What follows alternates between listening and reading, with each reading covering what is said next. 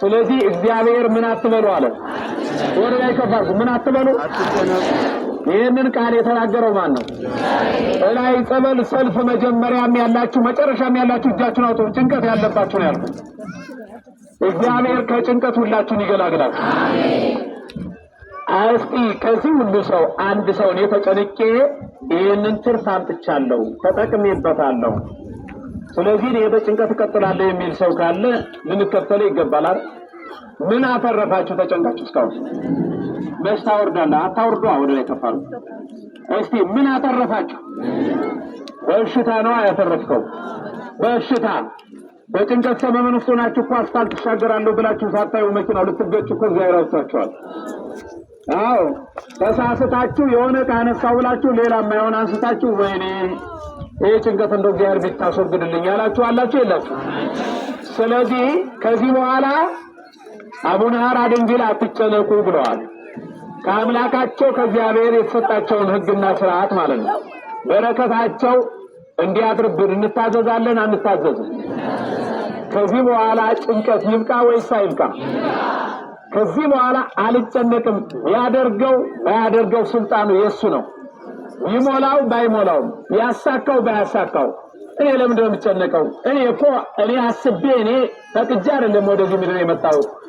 እኔ እኮ እግዚአብሔር አውቆ ፈቅዶ አስቦ አበጅቶ ያመጣኝ መድኃኒዓለም ወደዚህ ምድር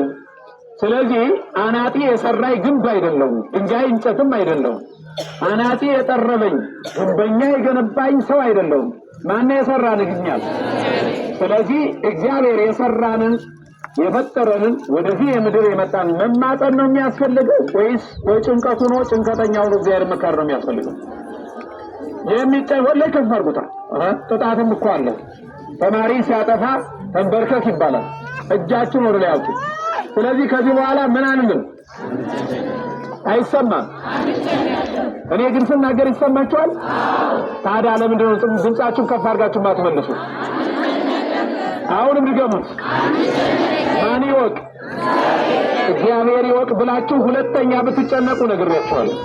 ከጭንቀት እግዚአብሔር ይገላግላችሁ አሜን ስለዚህ የሚጨነቅ ሰው እግዚአብሔር ከሱ ጋር የለም መንፈስ ቅዱስ የለም ከዛም አትዋሹ ከውሸተኛ ሰው ጋር መንፈስ ቅዱስ የለም ከዛም አትጠራጠሩ ከሚጠራጠር ሰው መንፈስ ቅዱስ የለም ከዛ ጭንቀት ያለበት ሰው ደግሞ እግዚአብሔር አይኖርም ከሱ ጋር ስለዚህ ጭንቀት የምትጨነቁ ሰዎች አንደኛ እድሜያችሁን ለማሳጠር ከፍተኛ እንቅስቃሴ ያደርጋችሁ እድሜያችሁን ለማሳጠር ጭንቀት የምትጨነቁ ሰዎች በመጀመሪያ ደረጃ የመጀመሪያው ቀን ራሳችሁን ያማችኋል አይደል ከዛ ጨጓራችሁን ያማችኋል ከዛ ደግሞ ደም ግፊት ይዛችኋል ከዛ ደግሞ ስኳር ኮሌስትሮል እና የመሳሰሉት የበሽታ መጠራቀሚያና መደራጃ መከማቻ ሆናላችሁ ማለት ነው ይሰማላል ደከማችሁ አውጥታው ወደለቻችሁ ስለዚህ ጭንቀቱ ሳያደክማችሁ እጅ ማውጣት አያደክማችሁ ስለዚህ በሽታ ይደራጅባቸዋል ማለት ነው ስለዚህ የምትጨነቁ ሰዎች ከዚህ በኋላ ግን እንዳትጨነቁ ከዛ መቀጠል ጭንቀት ማለት የመናፍስት ሁሉ ፍታውራሪ መሪ ነው እና እዚህ ጋር የሚጨነቅ ሰው አለ እያለ በየቦታው ያለውን መናፍስት እየመራ ያደራጅባቸዋል ከዚህ እግዚአብሔር ይሰውራል ስለዚህ ከዚህ በኋላ አንጨነቅም ብሏል ይሄ አቡነ ሐራ ድንግል በዋሻው በየቀኑ የሚሰጥ መልእክት ነው ተጠቀሙበት እኔም እናንተም የሚያስተምር ማን ነው እግዚአብሔር እሱ ያስተምረን